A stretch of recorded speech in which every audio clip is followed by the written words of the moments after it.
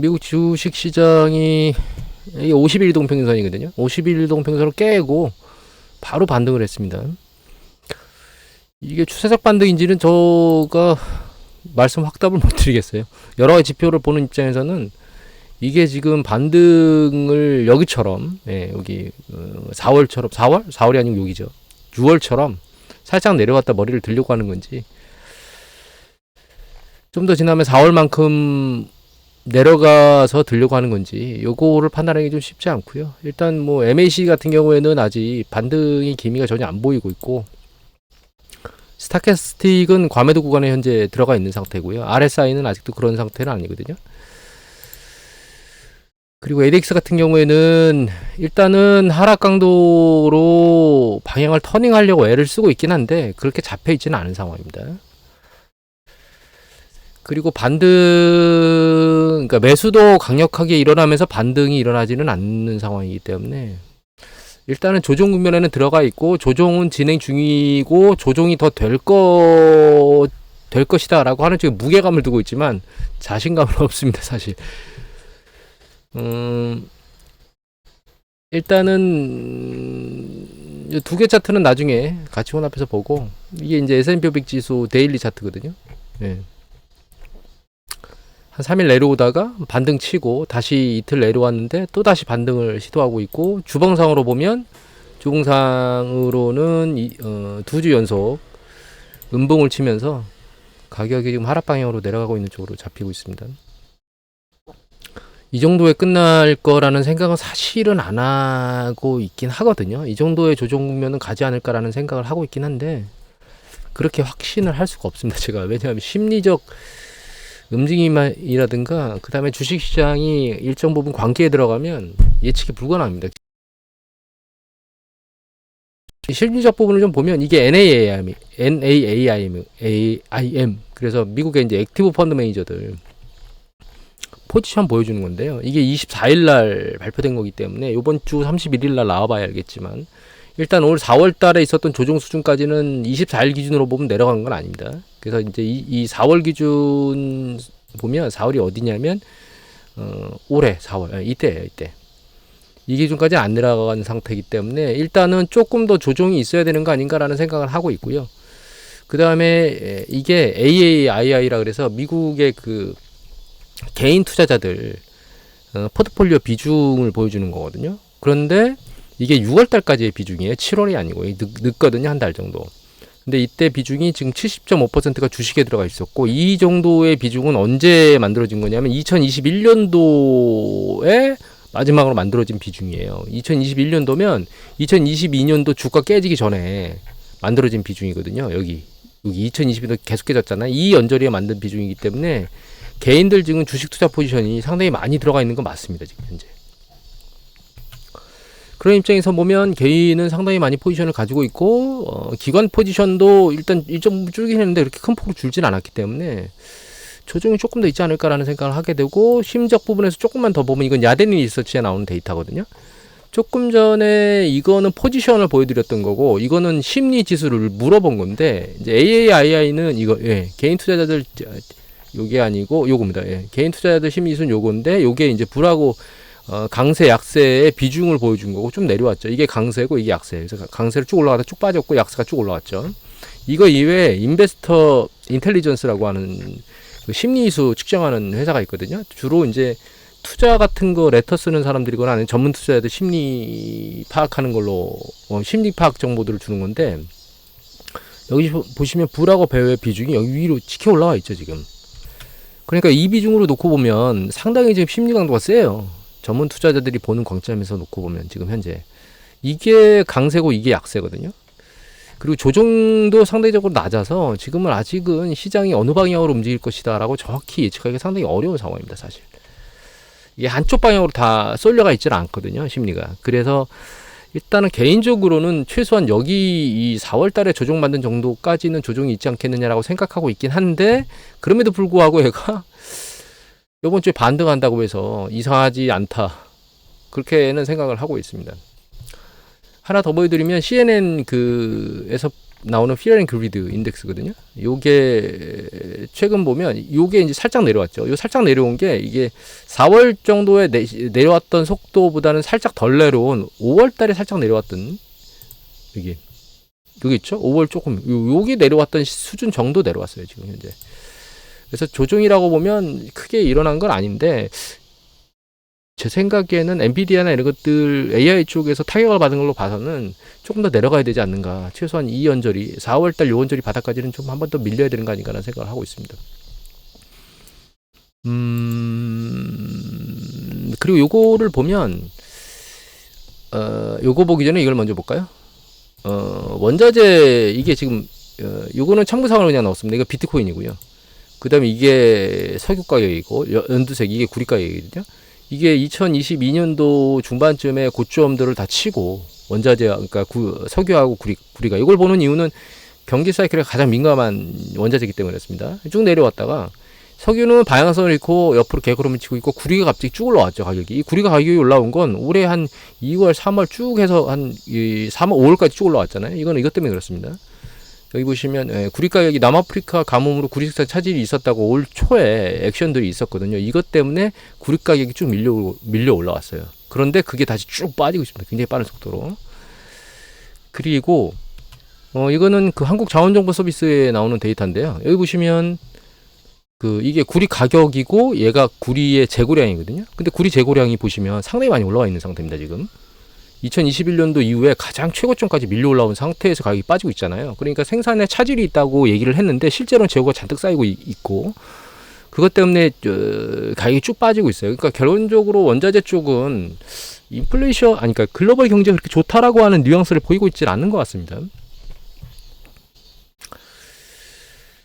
그리고 요거는 이제 제가 리얼 인베스트먼트 어드바이스 뉴스레터 나오는 것 중에 여러분들한테 보여드리고 싶은 걸 보여드리고 싶은 게 있어서 올려드린 거고, 이거 이제 원문으로 그러니까 영문 해석으로 그냥 돌려놨습니다. 여기 보시면 이 부분입니다. 이게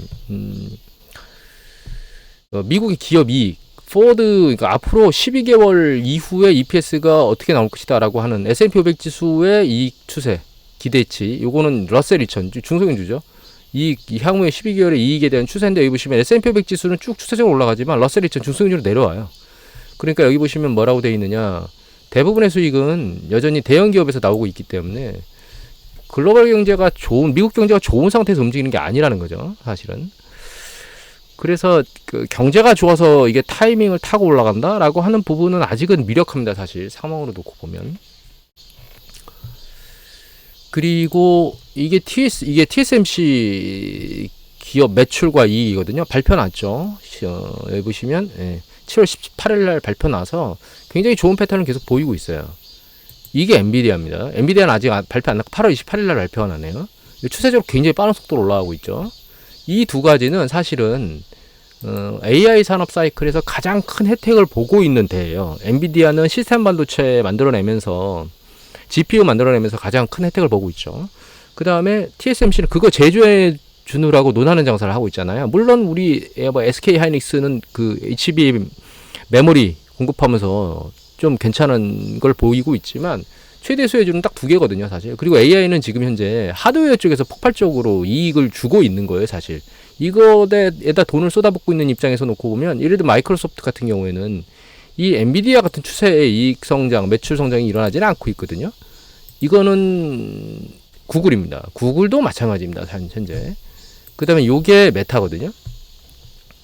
그래서 실제로 엔비디아와 현재 그 AI의 그 산업 사이클의 가장 큰 수혜주는 엔비디아고, 그거를 제공하는 TSMC 정도가 다고, 실제로 AI 소프트웨어 쪽을 담당하고 있는 이 세 개 업체는 그렇게 녹록하지가 않아요, 사실 이익 구조가. 여러분들도 생각해보면 알겠지만 지금 챗GPT를 비용을 내고 쓰는 사람이 얼마나 되겠습니까? 그래서 기사 하나를 보여드리면, 이 기사가 있죠. 이거 머니투데이 기사입니다. 7월 27일자 남미래 기자께서 올리셨는데, 여기 보시면 15조 투자받고도 1년 안에 현금 고갈, 오픈AI 무슨 일이 이렇게 나오죠. 그러니까 선두주자 오픈AI가 예외가 아닌데, 오픈AI 데이터에 따르면 오픈AI는 올해 최대 50억 달러에 달하는 적자 분석이 나왔고, 기존의 AI 사용 모델에서 벗어나 다른 방식으로 접근할 필요가 있다는 지적이 나온다. 그리고 12개월 내 현금 고갈 위기가 처해져 있다. 그러니까 엔비디아는 이쪽에 대규모로 비싼 칩을 사다가 끼우고 학습시킨다고 엄청나게 많은 전기료를 내고, 하지만 그거를 사용해서 쓰는 사람들로부터 대규모의 이익을 지금 취하지는 못하고 있는 입장이거든요. 그래서 사실은 AI 사이클이 지금 아직은 초입 단계에 들어와 있고 주로 하드웨어 쪽에서 성과를 많이 내고 있기 때문에 AI가 당장 붕괴되거나 이런 건 아니겠지만, 미래에 대한 어떤 뭐 허무함 뭐 이런 것들 뭐 그런 것들 때문에 엔비디아 쪽에는 이런 주식들 같은 경우에는 사실 과도하게 올라갔던 퍼배수에 대해서 부분적으로 그 문제를 야기하면, 지속성에 대한 문제를 야기하고 투자자가 그걸 심리를 받아들이면 얘도 어느 순간에 빠른 속도로 일정 부분 꺾였다가 다시 반등할 수 있는 꺾여 내려간 뒤에 반등하는 뭐 이런 패턴을 볼 수도 있습니다, 사실은. 그래서 주식시장 보면 이게 엔비디아인데, 엔비디아는 이미 다른 주식이 깨지기 전에 사실은 먼저 깨졌고요. 먼저 깨졌고 이거 못 올라가고 있고, 얘가 TSMC거든요. 이건 실적 발표 18일날 실적 발표 났지만 실제로 이제 시장이 깨지면서, 물론 시장 깨지기 전에 먼저 깨졌고 같이 따라서 시장 깨지기 전에 정점을 치고 조금 더 먼저 깨졌죠. 그럼에도 불구하고 사실 AI가 마지막까지 살아남아서 머리를 뻗고 버틸 거라고 보고 있습니다. 저는 개인적으로는 그 사이클이 가장 세기 때문에. 지금 정리를 하면 조정이 얼마나 깊이 날지는 저도 잘 모르겠습니다. 그런데 조금 더 일어나서 최소한 이렇게 깔짝대고 올라가지는 못하고 조금 더 추세적으로 내려온다면 내려와야 된다. 최소한 한 주, 두 주 정도는 더 조정받아야 되는 거 아니야? 라는 생각을 하고 있고, 유심히 우리가 봐야 될 거는 8월 28일날 요게 나오는 이 엔비디아 실적 발표가 유심히 봐야 될 것 같아. 이때 실적 발표가 좋게 나온다, 나쁘게 나온다, 이게 중요한 게 아니고 그 실적 발표 나온 걸 시장에서 어떻게 투자자들이 받아들이느냐가 훨씬 더 중요하다고 생각을 합니다. 그리고 만약 약세가 일정 부분 길어져서 이 시기까지 약세 타이밍을 타고 내려가게 되면 8월 28일, 그러면 하반기에 반등을 하고 그 다음에 다시 꺾여서 내려갈 것 같고요. 여기서 다시 반등을 하면 하반기에 다시 한번 꺾이면서 추세적으로는 크게 흐름이 바뀌지 않을까, 이렇게 생각을 하고 있습니다. GDP가 나와서 2분기 깜짝 상승 2.84 깜짝 상승을 했거든요. 거기에 이 개인 소비 지출도 상당히 많이 기여를 하고 있고, 이 민간 투자도 상당히 많이 기여를 하고 있기 때문에 야, 이거 언제 꺾이는 거야 라는 생각을 우리가 해볼 수 있긴 합니다, 사실. 그런데 이게 GDP 성장률이거든요. 지금 2.84 나왔습니다, 이번에 마지막 2분기에. 그런데 이게 경기 꺼지기 직전에 보면, 이 글로벌링이 꺼지기 직전이거든요. 여기 보시면 내려와서 0.6대 뭐 3.4, 여기 1.2대 갔다가 2점대 위로 있다가 갑자기 쭉 빠지잖아요. 그래서 우리가 경기 지표는 사실은 후행 지표거든요. 이게 지금 일어난 일, 미래에 일어날 일이 아니고 과거에 일어난 거를 보는 거기 때문에, 이걸 가지고 이게 반등했기 때문에 향후에도 좋을 것이다라고 생각하는 건 조금은 약간 당위성이 좀 떨어지는 것 같고요. 다만 미국의 가계 소비와 관련된 70%, 미국의 GDP에 관련된 70%가 가계 소비니까 그것만 조금만, 그거 관련된 것만 이렇게 누적적으로 내는, 그러니까 복합적으로 해놓은 걸 보면 이게 이제 요거 파랑 여기 지금 표시가 안 되는데, 이게 실질 가처분 소득이거든요. 아니, 실질 개인 소득이거든요. 얘는 전년 동기 대비 증감률입니다. 실선은. 이건 안 빠지고 잘 유지하고 있어요. 2%대 정도로. 그런데 이게 가처분 소득이거든요. 이게 실질 소득 증가하는 거하고 약간 갭이 벌어져서 현재 움직이고 있는 상태고요. 그 다음에 여기 이 노란 게 그 실질 소매하고 식음료, 음식료 이런 것들 포함된 레스토랑, 그 다음에 술집 뭐 이런 거 포함된 개인의 소매 매출인데, 이게 전년 동기 대비 현재 마이너스로 내려와 있는 상태입니다. 그 다음에 이게 그 실질 개인 소비 지출 중에 내구재만 한 거거든요. 얘가 최근 올라와 있어서 얘가 잘 버티고 있구나라는 생각을 하긴 합니다. 사실 소매 판매는 내려와 줬는데 아래에서 마이너스에서 기고 있는데 야 이거 내구재는 또 사재가 끼고 있네 이런 생각이 들어서 경제를 잘 버티고 있긴 하다라고 생각을 하긴 합니다. 그래서 실제로 2분기 실적 나온 거 보면 뭐 레크레이션이나 이런 그때 놀러 다니는 뭐 이런 쪽에 성장이 높은 것들을 좀 보긴 했는데 그리고 서비스업 정도 역시 성장이 좋은 거가 나오기는 했거든요. 그래서 강력한 소비가 일정 부분은 아직까지 꺼지진 않고 버티고 있다는 생각을 하고 있는데 중요한 건 이게 하반기로 갈수록 추세가 어떻게 되겠느냐라는 관점이겠죠. 그래서 이게 이제 소매 판매 이거는 전년동기 대비 증감률입니다. 얘 같은 경우에는 얘가 전년동기라네 죄송합니다. 전월 대비 증감률의 연율이에요. 복수로 4배수를 채워서 1년 동안 이 상황이 유지되면 몇 퍼센트가 유지될 것인가라고 하는 부분들이거든요. 이거는 여기가 이제 10%대로 표시가 되기 때문에 이게 낮은 숫자는 아닙니다. 하지만 추세는 내려오고 있는 이런 과정에 있다. 네 가지 모두 다. 물론 전월 추세이기 때문에 이거는 또 다시 다음 달 걸 또 보면서 추세를 더 예측을 모니터링도 해야 되겠지만 일단은 이런 상황인데 한 가지 더 보여드리고 싶은 건 이 데이터 중에서 물론 다른 제가 프레드 쪽의 데이터를 쓰기 싫어서 그냥 여기다 이걸 보여드리는데 여기 보시면 이게 크레딧 카드 중에 나이별로 이게 90일 이상 악성 연체가 되는 포지션 비율이거든요. 보시면 계속 추세적으로 올라가고 있죠.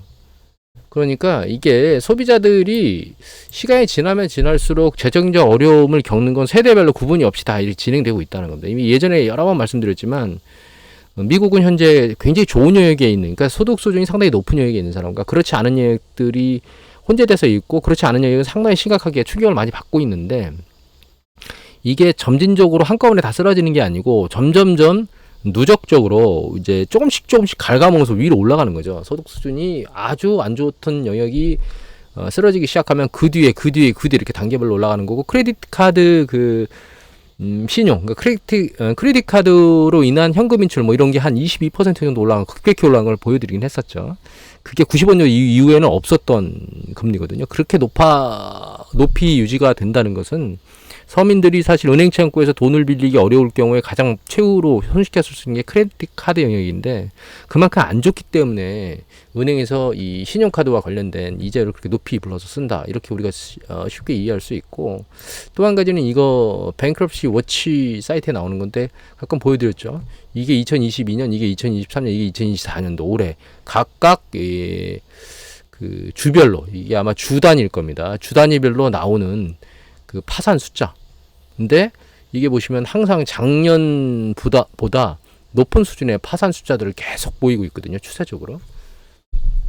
여기는 뭐 개인 파산도 있고, 그러니까 개인 청산, 그다음에 기업 구조 조정도 있고 이런 것들이 복합적으로 있긴 한데 여하튼 그래서 지금 개인 파산이나 기업 구조 조정이나 이런 것들이 계속 일어나고 있는 과정에 있기 때문에 이 상태에서 미국이 계속 경제 상황이 괜찮은 상황을 버티고 갈 수 있을까라고 하는 부분에 대해서 개인적으로 사실 물음표입니다.